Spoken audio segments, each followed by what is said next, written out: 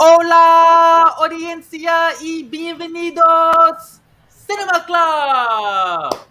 Today, we have multiple hosts because JP, who picked tonight's feature, wasn't able to be with us. So, I'm Jason, this is Dino, and that is Michaela. Pew, pew, pew. So tonight, the movie that we all watched was The Poseidon Adventure 1972. Starring Gene Hackman, Ernest Borgnine, Shelley Winters. It's a pretty loaded cast. And with Leslie Nielsen, Leslie Nielsen. pre-comedy career.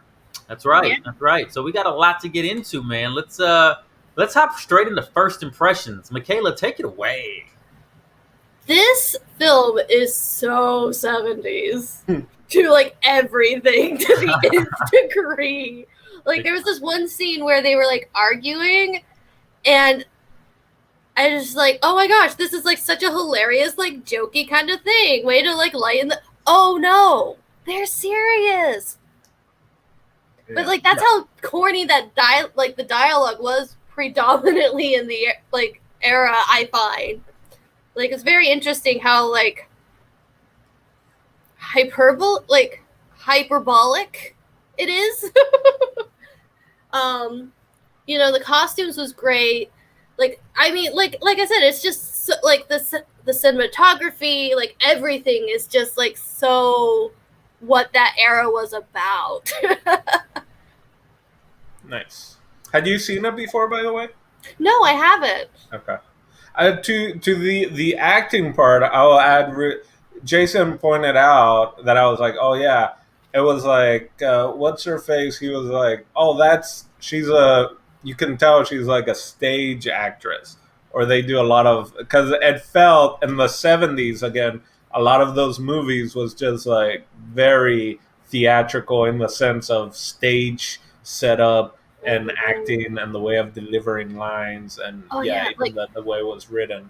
There was a total like we're arguing the guy's like up here with his fist right here. Like that was you could have a bingo card and like of all the 70 tropes. But you know what? I will say I think I was telling Jason I've either seen clips of this when I was younger or I've seen parts of the remake or whatever when I came on TV, something like that. So it's still like my first time watching it from start to finish. I was pleasantly surprised how entertaining the film was because I was a little like a 70s kind of like, you know, do you call this one of those like earthquake or disaster movie? Yeah, catastrophe movies, right? I was like, oh, is it going to be just one of those? But there was way more in it than so I was very pleasantly surprised and I was pretty entertained. But yeah, it had definitely its hokey moments and it very 70s. We had the 70 ruffles also. I'm impressed that he wore the bow throughout the whole movie. That bow tie did not get loosened up. Man, that bow tie was soaking wet. Every day on set.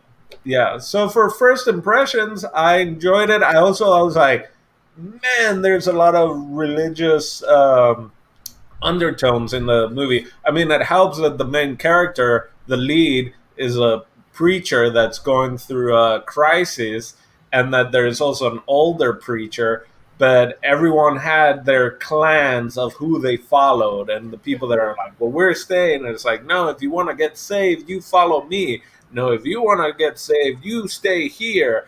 And so to me, I just kept seeing those themes kind of, everyone had their flock. And it was like, that's something I didn't even think of was a issue before, which. Well, I mean, that makes sense. Yeah. But see, like, this is like some weird serendipity thing because I literally just got finished listening to Amanda Montell's new book, Cultish. And, like, that's all, like, about how, like, language is, like, how we separate ourselves from others and stuff. And so it's because, like, you're totally right. They did form a very they versus them sort of thing.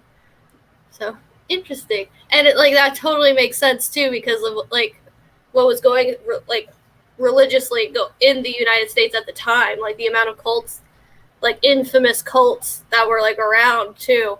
Oh yeah. So That's crazy how like everything reflects what's going on in the time, like how film is so good at just capturing what's going on in the moment.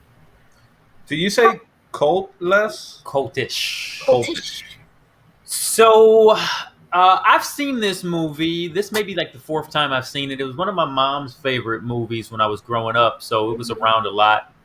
But this viewing of it, I had a different relationship to it because I noticed things in it that maybe I didn't notice when I saw it as a younger human.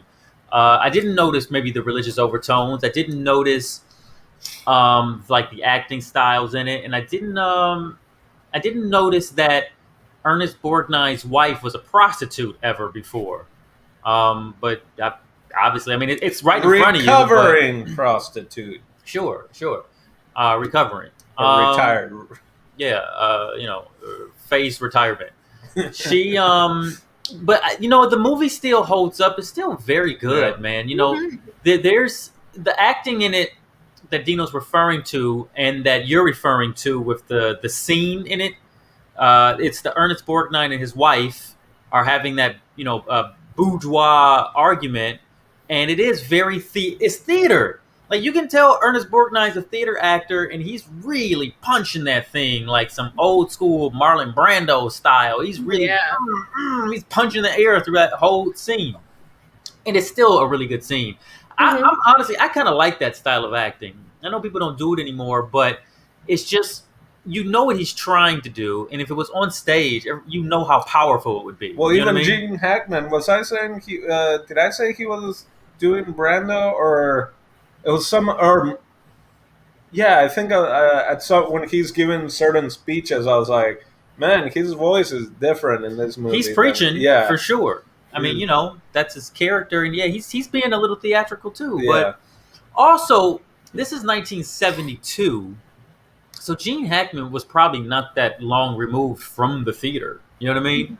Yeah. Maybe his first movie is 1968 or 71 even might have been his first movie. I think his first movie ever was Scarecrow with Al Pacino. And that's probably 1970, 71, maybe 69, maybe 68. Anyhow, I liked the movie.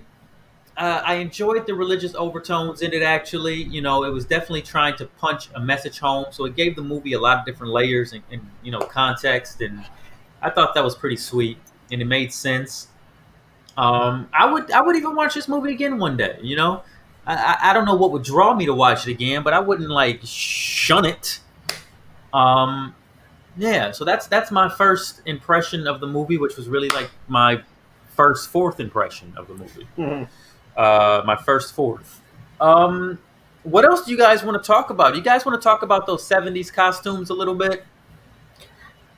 Yes, I also want to kind of talk about like the treatment of women just a little bit that I found kind of interesting. What because, about it? No. Well, it's just like you can't help but notice like how the gowns were an issue for all the young, beautiful ladies, and for some odd reason, Miss or Belle, I think her first name was. Belle.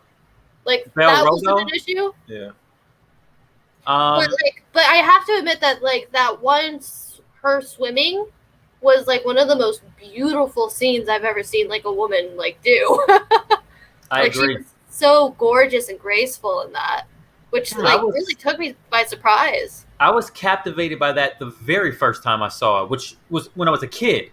Because the whole movie they set it up like she says she's fat like 20 times before that scene, and she's like, I can't do much, I can't climb the tree, I can't walk, I can't fit through the, you know what I mean? So they set it up so when she finally has this moment, and it's this beautifully filmed underwater scene, and her dress and her hair, and she's like moving through the space, and it really, I'm glad to hear you say that, because I thought it and I wouldn't have said it otherwise. I'm glad to hear you guys say that, because I didn't get that at all.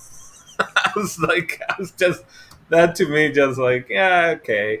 It seemed a bit forced to me, just with how, but then again, right, of the women characters, right, for most of them, they were tropes, right?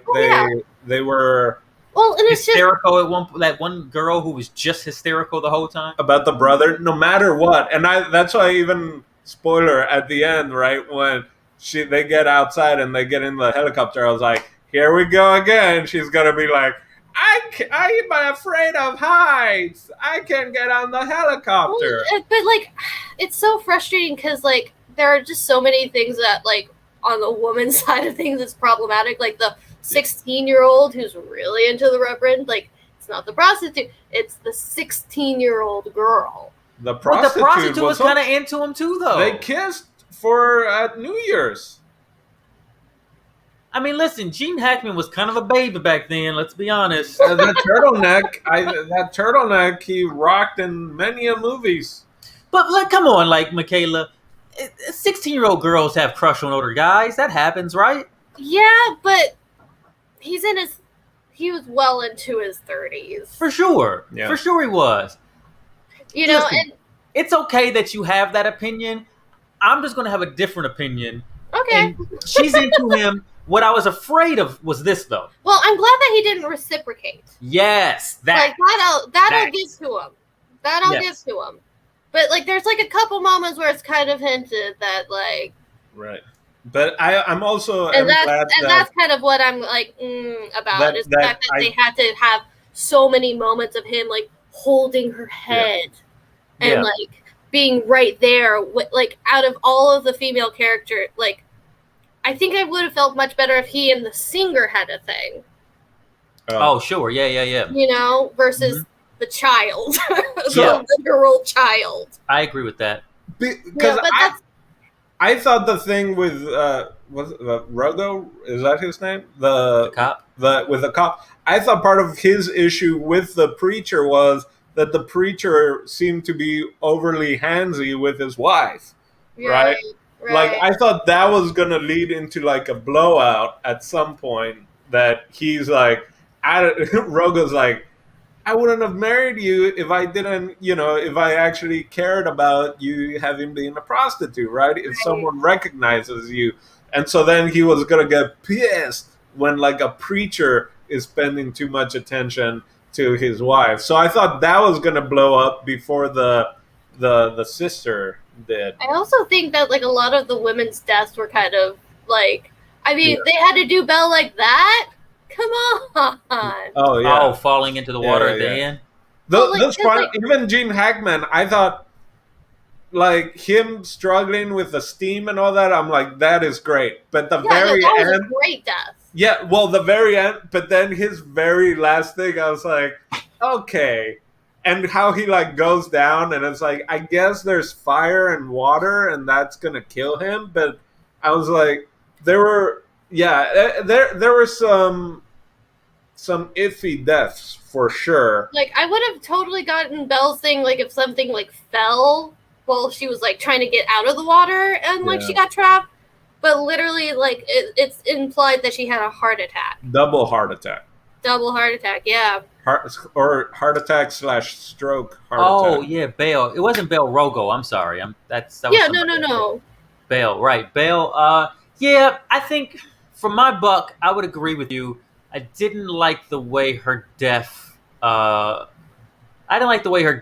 out. I was actually okay with everybody else's, but yeah, hers was like kind of weak. But I get why they did it. You know what I mean? Yeah, like she totally. served her purpose to the story, and everybody made all these sacrifices, and then he had that big blowout with God at the end. You know? Oh yeah. Where he's like, how many more do we have to sacrifice, and what else do you want from me? What else do you want from us? Like, I thought that was all pretty, Yeah. Just well the fall was. I just feel like they could have like done something better than like, I don't know, just give her a heart attack. just give her a heart attack. I mean, isn't it like, great? everything that could possibly kill her in that situation. Well, it's like how many times are we gonna just use like, oh, we still have people alive? Explosion. Let's show the same underwater explosion of the boat again. And Rogo's wife too. Like that was like very like, oh, I guess she's dead now. Of all of them, Cool. that's the one that got me. I will say, I was like, really? Like they were just getting things going. You know? mean like because they were almost out? Yeah, and just And it like was literally her, just like, yeah. That's the way it goes, man. You But know, Grandpa Joe just has to fucking make it out, right? Grandpa Joe, as in a reference to Charlie and the Chocolate Factory. yeah. That was lazy Grandpa Joe, who never got out of bed. All he does is push people around. Oh, keep going, and yeah. And like also the Irish like porter guy, like I feel kind of Scottish. bad. Huh? Scottish, I believe. Oh, was he Scottish? Yeah. That's my bad. Was his But, name like- Scott? Also, It might have been, yeah. Like I wonder just how stiff he must have been for that shot for them to choose that shot out of all of them. Of him dropping down. Yeah. That's literally what he does. Well, because his leg was hurt. And But he like did his that arms were little just so stiff. It lifter. wasn't like I'm Yeah. falling off. It was literally, oh no. Anyway, the deaths were all pretty hokey. We'll put that out there for sure. But in the 70s, they just didn't know how to. Well, if you think about it, though, before the 70s, and this is early 70s, mind you, and I'm just throwing this out there, and I don't know this to be a fact without doing some hard nosediving, there wasn't a whole lot of deaths on film that weren't like gunshots before that. And even that, you wouldn't show the gun. Like they had very strict rules. You wouldn't see bullets hitting anybody. Yeah. It was like, ooh, But like, like this may have been one of the first movies, American films, especially studio films, that show a variety of deaths. Yeah, That's true. In that regard. I mean, even when they were going through the kitchen, right, and there was the one burned kind of corpse, like that was like, whoa, okay, I guess we're doing that. Yeah, that was straight out of what's the mask movie that you recommended, Michaela? With the face, no face. Oh, Eyes Without a Face. Eyes Without a Face. Yeah, there was like some weird like rigor mortis shots in that movie, right? Am I wrong about that? Yeah, no, you're not wrong. Yeah, this was like maybe some Night of the Living Dead, but yeah, there was some straight, burnt crispy in that thing. That was, I mean, I think you got to show a little bit of shock to get the audience going. For sure. But like that's part of what makes it enjoyable too, though, is like being able to make fun of like that. Yeah. Where it's like they were trying to, that's part of the charm of this film. Yeah, for sure. Definitely. 1970s. I love there were two kids in the whole shit, right? and I mean, I guess it makes sense at Jurassic Park. Yeah, let's throw two kids. Talk about cinema tropes, right? Older sister, cute little brother who knows way too much. Yeah, I'm glad the kids didn't die. right. If this movie was made today, one or both of those kids are going to die. Oh yeah, the sister would have been toast. Out of here. Yeah, definitely the sister. Definitely the sister. But I love it, man. It's like even Airplane or whatever. It's like, let's give the kid a tour. And like the very beginning, the kid gets a tour of the. It's like great way of just like exposition. But I remember as a little kid when my first time, well, not my first time flying because I was like 1 when I flew, but when I was like 4 or whatever, we went in and saw the cockpit of the plane and we got our little wings and stuff. So I definitely, I don't think that's allowed anymore. Not just like planes, but even like, oh, let me on a cruise ship. Can I see the captain's place? And like he apparently got a tour of the boiler room and he's like, that's what was kind of creepy. Also, like, I got a little creeped out. Like, why you take the little boy in the boiler room? My friend, the engineer, and it's like he's like, son, that's not your friend. I was like, so much of that was just like, ugh. Also, we've been very jaded by the world at this point. Right. So back then, we wouldn't have thought anything about it. Like, yeah, that's what you do. You take the little boy to the boiler room and show him how it works. That's what you do. Yeah. Costumes. Let's move into that. So the costumes I thought were pretty cool. I thought the costume designer did a really great job. Again, we get another 70s movie with a lot of tuxedos and the ruffles. Now, like you always see like the ruffled chest thing, but you forget that the ruffles, the little French ruffles, were all in the cuffs as well. And the other thing when we talk about these movies from the 70s, it's also like the costumers and all that. It's not a period piece. It's like that's their time doing those costumes, which Oh, I yeah. think sometimes people might forget when you're watching a movie from back then. You're like, oh, that's really good period piece costume. And it's like, well, they it's what they had around.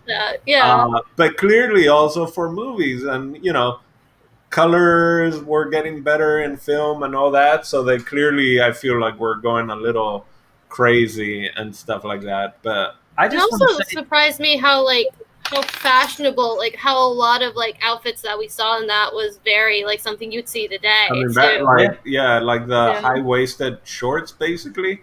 Mhm. Mrs. Rogo's dinner dress. Yeah. Is were those things like a breakaway dress? Because when she's like, "Oh, I think so. that's I gonna think they get did that caught," on and she's just purpose. like, "No problemo, preacher. Look at me." Is that a thing? that's what I Are there was saying. breakaway dresses? I mean, I think they did that specifically for the film. Maybe it was just a skirt, right? Yeah, that's totally what it was. Like she had the blouse, and I think the shorts were probably sewn in. They kind of looked a little tight for them to be like for it to be a tuck, in my opinion. But I could be totally wrong, and if someone knows, Write it in the comments section if you know. Yeah, do you know? You know, What do you but- know about the costumes from the Poseidon Adventure? Tell us. Because the singer, did she have a dress? Because she definitely No. had like the She had mini shorts from she had the the get go. short shorts, and she had like a vest thing, Yeah, and With- like her leather boots. I sort of feel sorry for the actors for having to show up every day on set in the morning with wet costumes on for like probably like a month. Every day they probably got in the costume and somebody goes, "All right, line up," and just spray them down with water just Well, every morning. I hate turtlenecks and just tight things around my neck. Like Wet wool turtleneck for the entire shooting of the film. like he had like torn shoulder. I was like, I would be like, no, this is fucking like, let's tear this whole thing off. Like, For sure. look at preacher pecs. Like, Because like, there's no way I'm wearing this wet wool sweater. that's Or- why I really like. I do not like tight things. Like, I wonder, did he put on the turtleneck wet in the morning, or did he have to get wet after he put the turtleneck on? And then they're like putting, like It's probably itchy too. Probably itchy and wet. charcoaly thing. Yeah, the And it was dirty. Their costumes were dirty. okay, going back now to characters, right? So we kind of talked about the women, but it's hard to talk about the women because they gave them nothing, and that was clearly an issue in a lot of movies. I wouldn't say nothing. Not a whole Shelley lot. Winters had like 2 great monologues. Well, she won a Golden Globe, right? Shelley Winters won a Golden Globe and was nominated for an Oscar for this movie. No, okay, but not a lot compared to the guys, is what I'm saying. Do you think that the guy in the tux that never was his character gay? Am I just overreading? No, I mean that could be a very interesting implication, but like they were totally trying to hook him up with the freaky girl. He wasn't really feeling it though. He's like, I'm just alone. Yeah, I know, like out of like all ways to respect like the age boundary, that's the one they choose. The dinner party, the New Year's Eve, it's like everyone's like, "What about this or that?" And he's like, "Oh, just go to work." And I just couldn't tell. I was like, I think the wife knew because she was like, come stand next to me so that you don't have to be forced to kiss this girl to appease everybody in this room. So come stand next to me, dear. Because you can't kiss me because I'm married. I think she was looking out for him. Could be wrong, but it could have been some really slick writing. Yeah, well, that's that. We were kind of trying to figure that out. But I just feel like they like pushed that relationship between him and the girl in the orange like way too hard for it not to be implied that. But there was never. It didn't end with a kiss or anything. It always felt as but like him their just dynamics. I That's the need, thing. a lot of it was purpose, right? Who am I doing this for? And he talked about how he had no one, so now he had someone. And I'm like, out of like both capsizes, everything, only one who's like, yeah, I'm keeping my tux. I'm wearing the jacket all the way through, and like I gotta look good if we're gonna be saved. I better look He had to good. keep his vitamins somewhere. Yeah. That's true. And he had the vitamins, and he lined them up all neatly and perfectly on the table, like some type of weirdo. What was that about? He goes, Yeah. there's a blue one, and there's a yellow, and there's a green. Like, I think they were That's trying to alfalfa. implicate that he's like a health freak because like Yeah, of the a power new- walking. There and was he a lot took of kind of vitamins. like new agey kind of things well, I mean, they had the hippies, which was weird because they're like clearly this hippie band kind of thing. But they're then going to you a were- jazz festival. Yeah, thank you. Because I was like, wait, what? And Jason said, well, maybe they were just going to go watch the festival. Maybe. Well, like I'm also wondering if like, because like I feel like vaguely like the health thing was like it was implied that he had a wife that like died tragically. That's what I thought. Implied. Because And like then- when he was Never. talking to her about the brother, like the second time. oh, did that come up?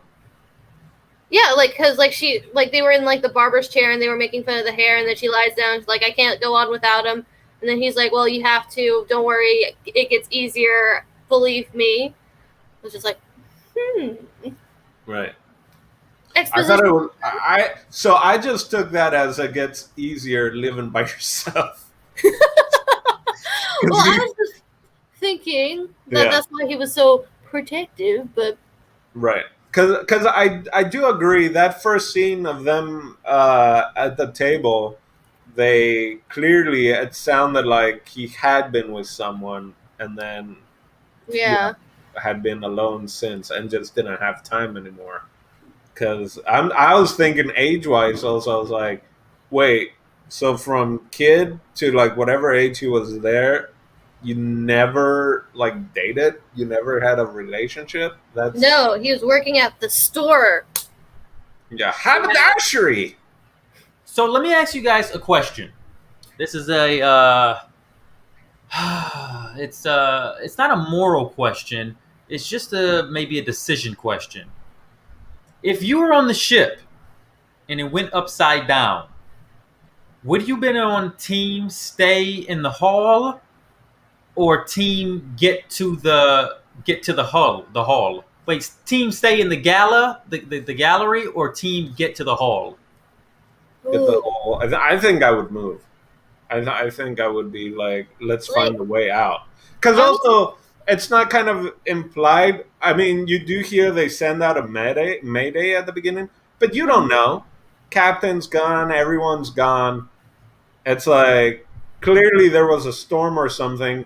Who knows Well, where they they knew were? the captain was gone because he was on the deck and it went upside down. Well, yeah, I mean, at one point, some of the other members are like, well, maybe the captain's going to come by. And the preacher's like, he was at the top, so that means he's probably gone since that's at the bottom. So I would move. I would move and try to find the way out, is, I think, the team that I would be in.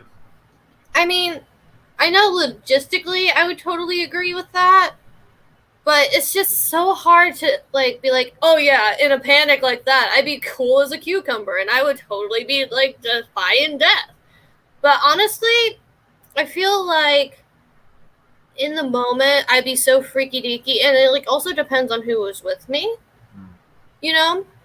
Like there I have a feeling I would be all like, well, this guy says, and he kinda like works on the boat for a living. But we are like, I don't wouldn't know. follow I the feel like I'd be purser, so though. indecisive that Yeah. I would have just like died anyways. Because it'd be like, I don't. They both make good points. Oh, there's the water. I ran out of time. Yeah. Like I feel like that's what would happen to me. I think I would. I've thought about this, and I think I would. There wasn't much time, but I feel like everybody sort of got their argument out, and I would have been easily convinced to go with the preacher into the hall of the ship, because like the ship upside down, so I'm like at some point it might fill up with water if this thing's sinking. I want to get as high up as I can, but then also thinking there's really no way out because it's steel. I'm gonna drown up against a steel wall. Like that's gonna be miserable. But I think survival for as long as possible will be my natural Yeah, because instinct. you got more chance of being Yeah. down.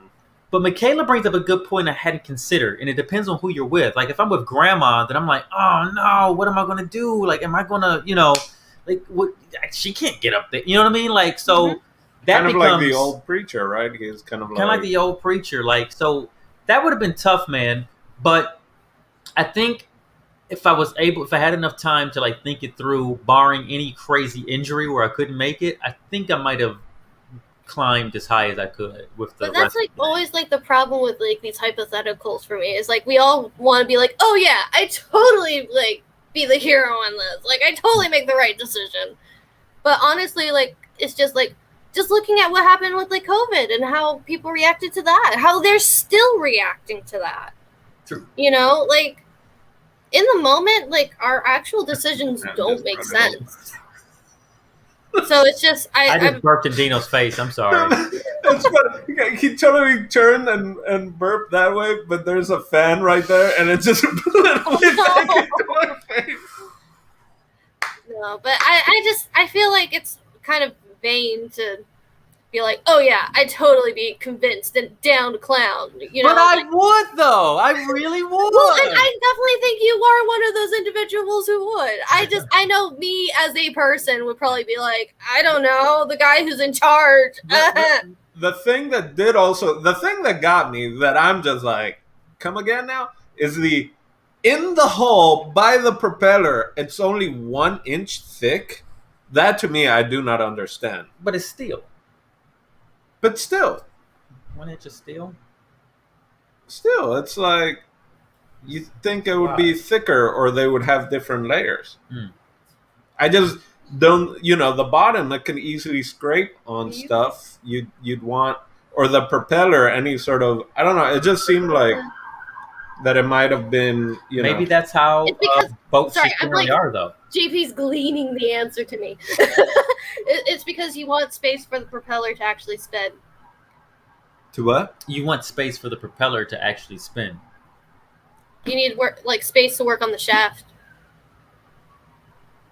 But JP's probably like, you idiot, that's not what I said.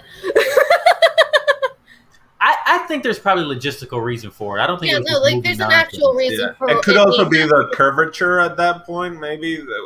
With the curving, it has to be more of a thickness. That too. JP said that too, Dino. Aerodynamic.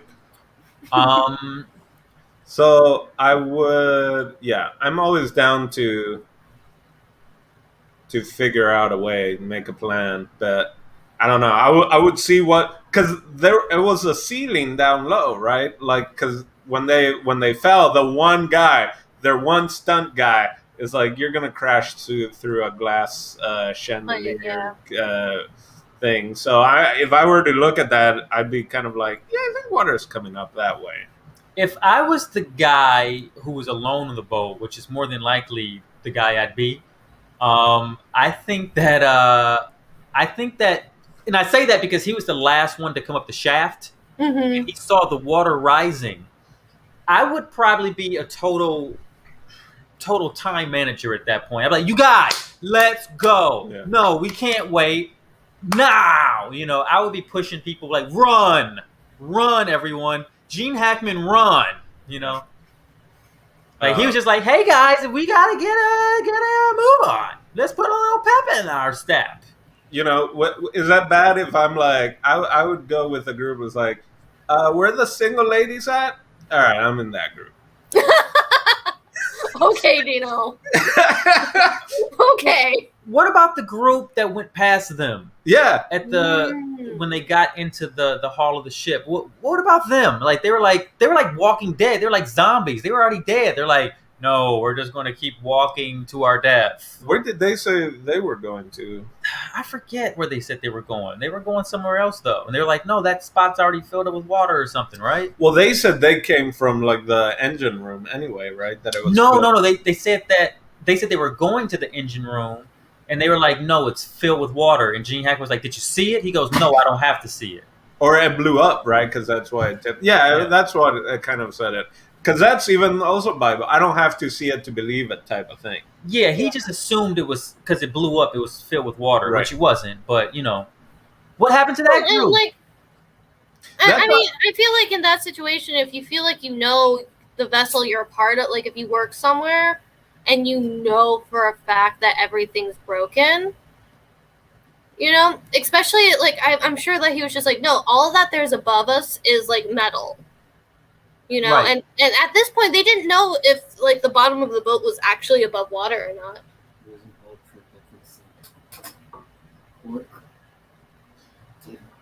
I will say, You know, the ship was filmed. I mean, the ship they used to film some of those scenes was the Queen Mary down in Long Beach. I Mm. thought that was fascinating. I was like, oh Yeah. snap, son.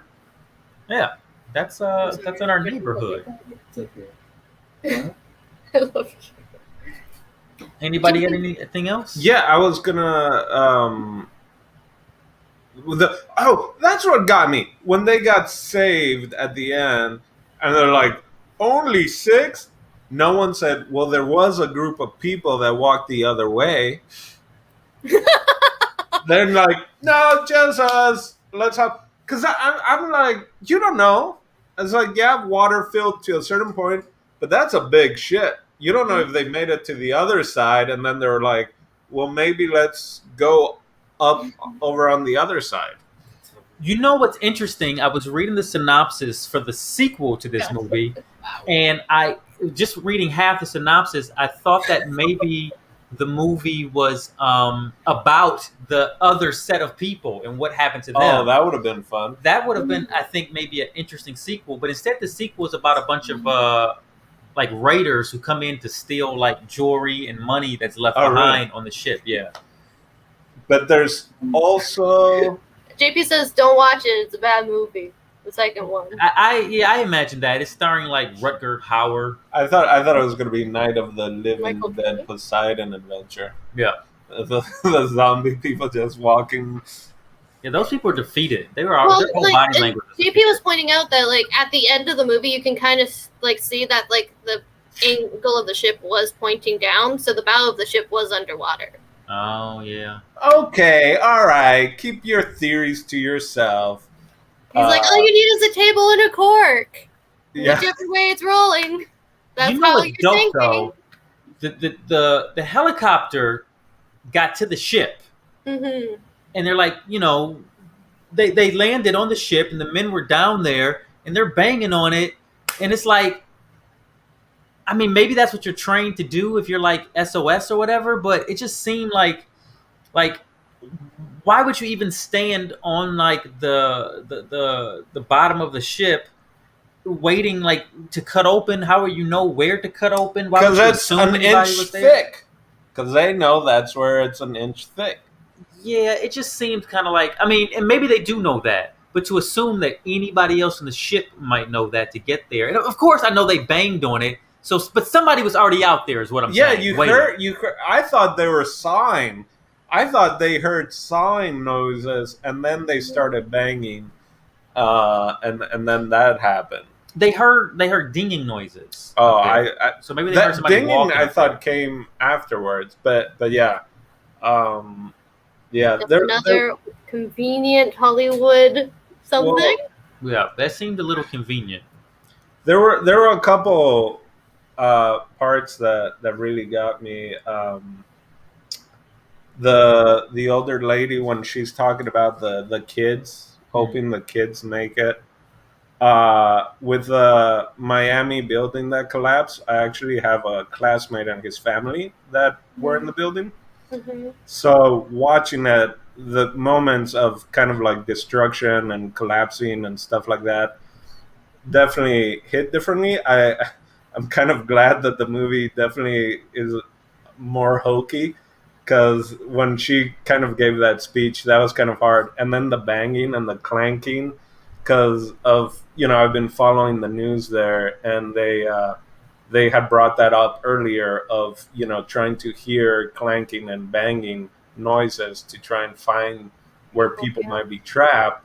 But then the issue might be it's just metal creaking and things sliding and all that. So they're never quite sure if that's actually sound that people are making or if it's just rubble.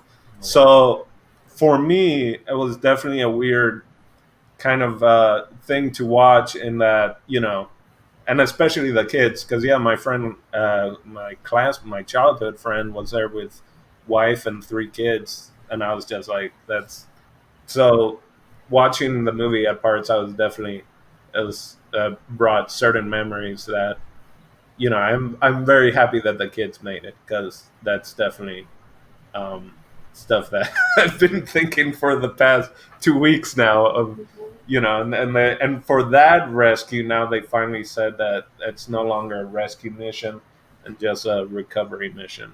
So that was announced today, for the Miami building collapse.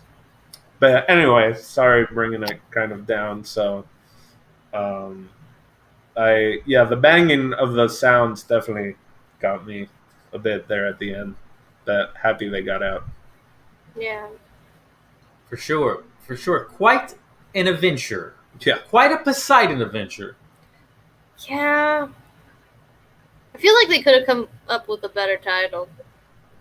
Not only did they not come up with a better title, they I made know four it's more based on a movies. book, and that's like a big part of it. I just Right. And I don't know, it sounds a little whimsical, but that might be my 1972. This is that the voice of God, of Poseidon himself? something like that. There was The also- one who is so miserable. It just couldn't. He's got opinions now. Is that Rogo in the side there yelling? Yeah, Ernest Borgnine over there. You killed her! You killed my Linda! Linda, that's her name. Killed my Linda. Yeah, that's the part that got me when he said you killed my Linda. I was like, man, he called her my Linda. Like it was ownership of Linda. She was mine. I found her on the street and cleaned her up. She was mine. She even brought it up. It almost seems like she did marry him so that he would stop arresting her. That conversation kind of illed me out a little bit, because it's like, you guys are on this boat and you've been together for years, and this is the first time. No, they had just gotten married. No, he said this is our first time taking a trip together in years. Didn't he say that? Or our first time ever taking a trip together? Or I thought they had just gotten married and that's their first trip as a married couple. No. Because he said that this is our first trip that we've taken in years at dinner. Ernest, are you there? He is his head. What was I saying about her being cleaned up?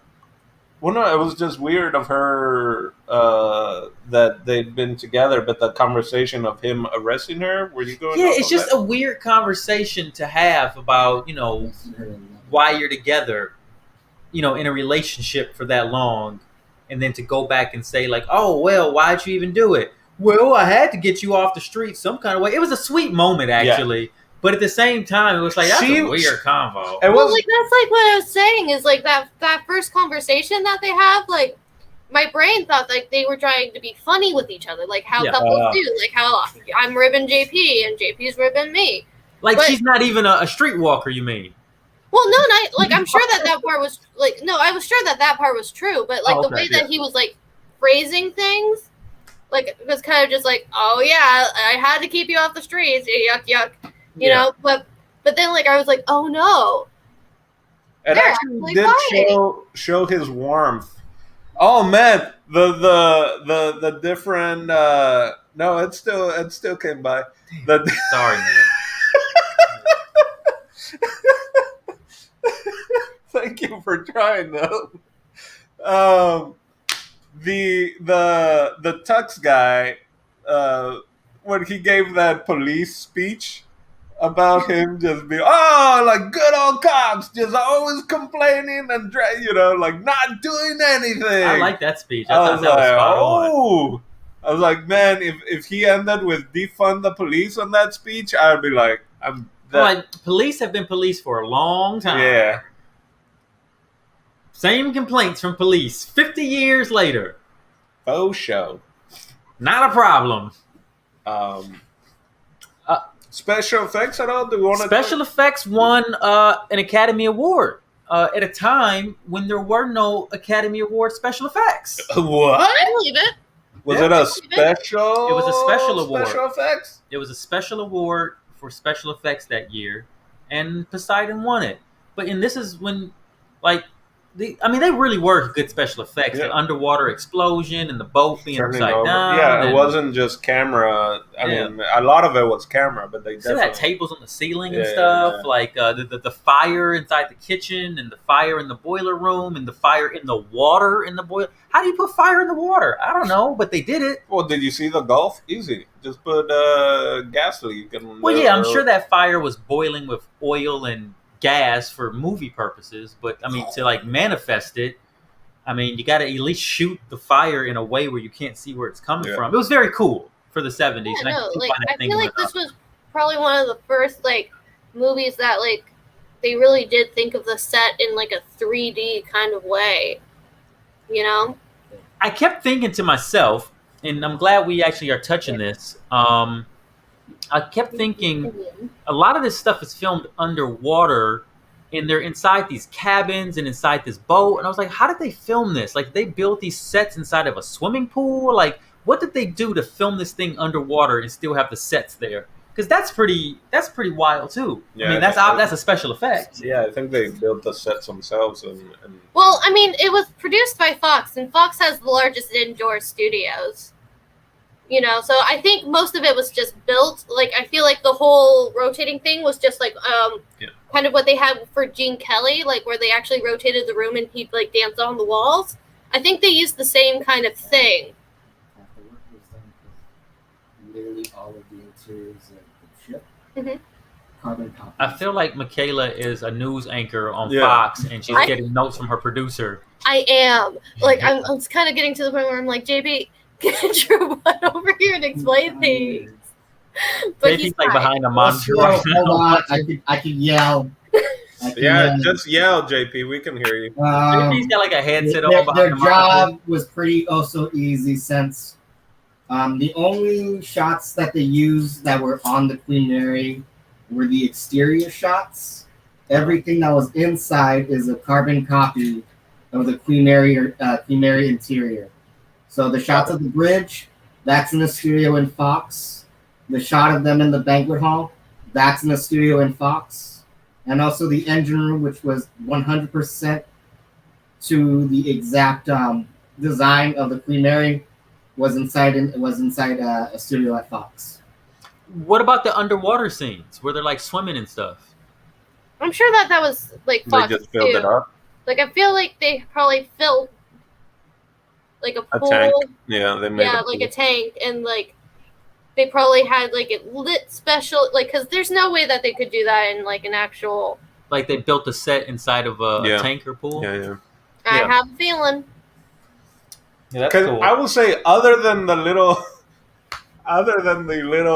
shot of the boat capsized and like the explode, that's the only really dated thing. Like everything else, I mean, you can tell it's like 70s studio kind of built and all that. But other than the miniature being rumbled in the water and all Talking that, about the boat? yeah, the boat. Upside down? Yeah, and with like little explosions. Other than that, everything else, like. The explosions were pretty good because they're like slower in the water and stuff. They like made that. But you mean with the? I'm just saying that it was a pretty, especially for what we see, it's pretty. You can tell it's like, oh, that's a fake little I couldn't miniature. tell. Oh, really? I couldn't tell. I mean, Oh, okay. For me, I was like, that was the only thing that I was like, yeah, that's a miniature. That's 1970s. Like, we got a miniature in a bathtub, but With the fireballs. and like a line holding it down so that it stays put. But Oh yeah. yeah, it looks really good. I mean, all the other shots and like you said of the fire and stuff like that have held up just as almost as good as Gene Hackman was able to hold on there. But good old Gene Hackman. I mean, for a reverend, he was pretty got his reps in. oh yeah, Yeah. You Or sound what like about you're Borg? talking from the slums, preacher. What about Borgnine. Borgnine when he pulls himself out of the water when he went in for the Scottish guy, and like Borgnine, as old as he is, his like muscles and back are like huge. He's like a I bear coming out of that water. I thought it was a stunt guy at first. I was like, oh my god, look at those biceps. And then the camera moves and it's like, oh, that's him. Yeah, that's Borgnine. He just looks straight up. old, but he's got some biceps on him. Wait, have JP say, "Are you from the slums again, preacher?" Yeah, no, JP's just sharing to me. that Well, there no, was have only a him handful yell, of you're stunt from people. the slums. Wait, JP, say that again. You're from the. You sound like you're from the slums, preacher. See what you started. You started this. I wish we had that clip. I wish I know. Steve could have got that You're clip. from the slums. That should be one of the clips that we use on this show forever. Where Who says I'm shouting? I love Borgnine in this. I kept telling Dina the whole time watching this movie, like, I love Ernest Borgnine. He's the best part of this movie to me. He like didn't know any character names. He was just Fortnite. Well, no, I knew Rogo. It was Rogo. Yeah. His last name is too hard for me to say. Borgnine? Borgnine. Yeah, this is Like weird. Beetleborg. Oh, is it just Borg and the number 9? Borgnine. Borgnine? Well, maybe now I don't have an issue with that. Yeah, he's my favorite part of the film. Apparently, JP's favorite part, too. Ooh, Yes. I could watch a Rogo movie if it were. well, I said, is he McCain? Is he like, this is pre-Die Hard. He's just a regular dude being put in some pretty crazy situations. Yeah, for sure. This movie. I'm too old for this shit. This movie today would definitely be made with Bruce Willis. Oh yeah. Yeah, for sure.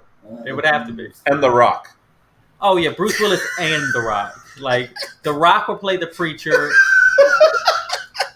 Bruce He Willis. was. He was. Because who else is gonna do the whole wheel thing?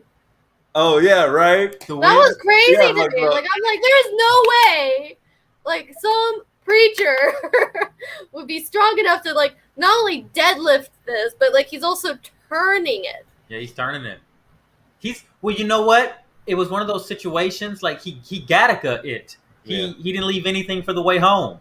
He gave all of his life force to get that wheel down, and he had nothing left. And he's like, ugh, and he fell in the Fair water. The sinking ship doesn't match the power of family. He did it for Borgnine, you know? That was his kind of like, I'm sorry. Because he got so mad at Borgnine when he's like, you were supposed to save him! The Scottish kid that dropped in the water. Yeah. And it's like, shit blew up! The water blew up! Yeah, that was a tough call, man, because And he did fall in there. No, he went. No, yeah, for he him. did dive in there. He did go after him. And that's why he's like, hey, man, get off my back. You wasn't there. You didn't see, you know. And I love how he didn't try to defend himself in that. Like, he didn't try to say, I did go there. You weren't there. You left us to come up here. You should have been with us. You should have been the last guy. Like, he didn't do any of that. He just sort of took ownership of it and said, what do you make of it, preacher? You want to go for some?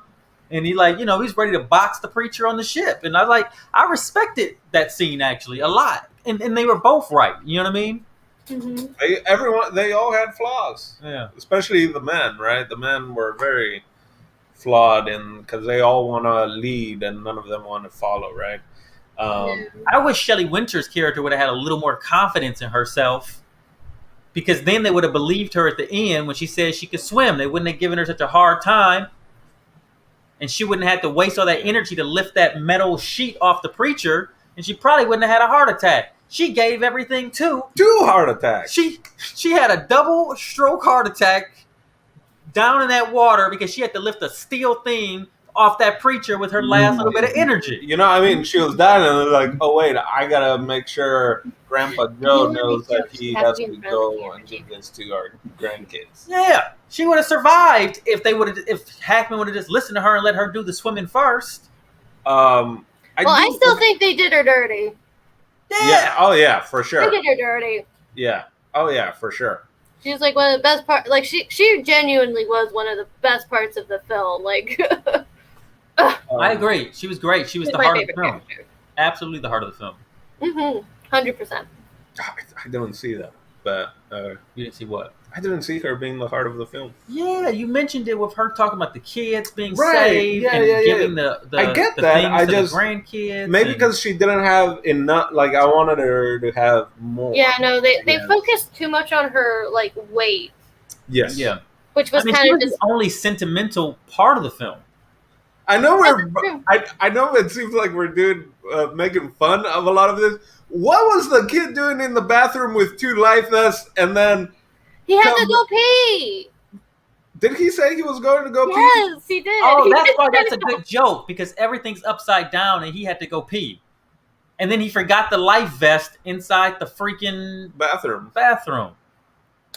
Okay. Okay. That's why, I knew it was a joke. I didn't catch that line. Right. I but thought knew it was a joke because the 'cause way it- the camera held on him Yeah, for yeah, so yeah, yeah. long, it gives the audience the time to laugh about it. It's like, Mhm. well, Like, how am I gonna? how can pee I now? reach that urinal? Yeah, that's funny. Yeah. Okay, is there anything else? Well, just the final line, I guess I want to say before we go into final thoughts, and I'll go ahead and start final thoughts then. Is there anything you want to talk about before final thoughts? Did you have something, Michaela? Not really.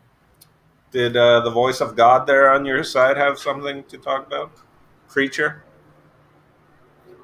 He's trying. He's being shy. Oh, okay. I did like the old preacher when right before they separate, and he was like, "What did you think of my sermon?" And the old preacher is like, "Well, you are only preaching for for the strong people," and like I thought that was a very I feel powerful. like they could have gone so much farther with that. Oh, yeah, for sure. I 'cause think they that- could have gone so much because that's such a poignant idea. Yeah. Mhm. Like the whole because that Uh, right dissertation. Right. For sure. Yeah, but like Well, it's the struggle that I guess, I mean, yeah, I mean, this could have been just a movie of that preacher going to Africa or wherever he was going to go, that he was struggling to come to terms with what he was trying to do with the church, right? Like, it could be a film just of that, of Gene Hackman wearing different turtlenecks in Africa, of all places, because, turtlenecks in Africa, they go, they're pretty good side by side. But I thought that was very powerful. So, yeah. Any other lines that stood out that we haven't talked about, or just going into? Is this your final thought? Well, I was going to go into final thoughts unless someone had any other. Go for it. All right. So yeah. So I enjoyed it. It surprised me because it was a catastrophe type movie and destruction, and it was serious enough yet still entertaining and fun with the campiness from those kind of movies. Would I recommend it to people? I doubt it. Like if it comes up for some reason, like if the book comes out, I might recommend it, but other than that, I don't think there's a need to go back to this, unless we want to get that clip from the slums preacher or something. But other than that, I don't see myself revisiting this. You sound like you're This from the film. slums, preacher. So yeah, but again, I did enjoy it, especially past couple of weeks with everything going on. And it had a lot of different moments that were hitting differently and more emotion than just watching it on any given Sunday would have. So I enjoyed the movie. Don't think I would recommend it to anyone though. Cool. How about I go and then Michaela can take us home? I enjoyed the movie. Again, like I said, this viewing I got more out of it. I'm more of an adult than I've probably ever been watching this movie. So I do believe that I took away a few more things, like from the religious aspect and just the things that Gene Hackman's character was getting at. The power of like the older folks and how important it was for them to see their grandkid for the first time and never being able to. What what other new ideas did I get? Oh, the idea that the prostitute, or that the Rogo's wife was a prostitute. Seeing it a little bit more from Rogo's side than maybe I've ever seen it before. Would I recommend this movie? I would recommend it under the same guise that maybe Dino has. That maybe there's some reason this comes out and somebody goes, I could use some Borgnine tonight. And I'm like, I got just the thing for you, because you got to see Borgnine rip it up in this thing. A young Gene Hackman, he's powerful, he's charismatic, and you see why the dude's a movie star, straight up. You know what I mean? He commands your attention when he's on screen. Yeah, and if you want to see Grandpa Joe do more work than he's ever done in his life, then also that's another reason to recommend still this just following movie. people through rooms. Just following people through rooms, and generally not messing anything up this time. If that's what you want to see from Grandpa Joe, then that might be ideal. So I will say that I did enjoy the movie. I enjoyed watching it. It still has it's a little campy. It's a 70s movie. It's hard to watch a 70s movie without seeing a little bit of camp. There are quite a few, but this is not one of them. But still a good film altogether. You know what I mean? Like, I could recommend this to the right people in the right circumstance. I will add, kind of like so you were saying like Gene Hackman, that made me think like, yeah, definitely if people want to, I think this would be in the list of Gene Hackman films to definitely watch. And also there are other, I feel like movies and cartoons have referenced this movie in kind of same kind of like little plot structure. They normally mix it with the Titanic as well. I feel like Doctor Who has done an episode of them being in like a futuristic Titanic thing, but it even capsizes in space, and they have to kind of traverse throughout the actual spaceship, and it's very much follows the same beats of this movie. So definitely, if it comes up that way, kind of in pop culture, I would reference it to maybe. Well, let's not forget the other three movies that JP recommended were all kind of, they were running off the success of this movie. Airport, they're trying to get through an airport. The Tower, Inferno Tower, they're trying to get through the tower, and whatever the other one was. But they're all the same movie that JP recommended. Really, we could have picked any of these, and it would have been the same story, basically. But Poseidon Adventure, I imagine, is the best of that bunch. Well, the cast, 5 Oscar winners, right? Mm-hmm. Yeah. So yeah, that's my final thought, Michaela. This is the kind of movie like my dad would choose to make us watch like every Sunday, Mm-hmm. And like I say that with like all the love, like that used to be one of my favorite things, Like for some people it'd be their grandpa. Like this is like a family movie that you'd watch, honestly, because it is fun and it's serious enough to be appealing to adults, but it's like not scary enough to like traumatize the children, but kind of. Those moments when you see the dead bodies, it's like whoop. Yeah, but like I don't know. It's just like it's definitely like the kind of film that my dad would like cheekily like get from Hastings, like when I was little. Get from what? Like Hastings, or a movie rental place. Okay, I heard Pit Stains, and I was like, "Your dad what?" We had a chain called Hastings.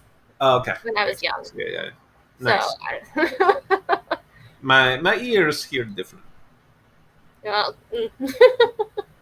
but yeah, no, like I it's probably something I wouldn't like think of immediately, but I do think that it'd be something that you could enjoy, For sure. And that's my final thought. It's an enjoyable movie. I will say that. So that's it. That concludes our review of the Poseidon Adventure. Steve, what do you got for us next week? The Poseidon himself. Like magic. Next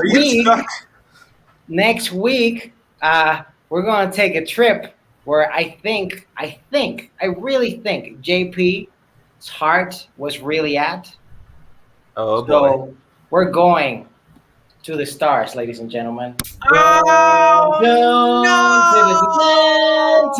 We're gonna see Star Wars. We're gonna see Star Wars: A New Hope for next week, ladies and gentlemen. Okay, there's a lot of issues. Which version are we watching? Which version? Are we I'm watching? going to watch Star Wars. Are we gonna? JP, Are we I'm gonna doing watch? it for you. Are we gonna watch the D? What is it? The If one you where can they get? find it, watch that one. Yeah. Well, the only one that's from the 70s, which is A New Hope. Well, that's what I'm saying. They've done it so many different times and have, There's so many remakes, yeah. and it's hard to find the actual like original edit. Well, watch the ones that you guys want, and we'll discuss it all. Okay. I think you're entering into dangerous territory that you do not know what you're getting into. Yeah, Steve. I would agree with that assessment. Steve, I think you just might have destroyed the group. We're all gonna have knives next week. Like, what? Han shot first.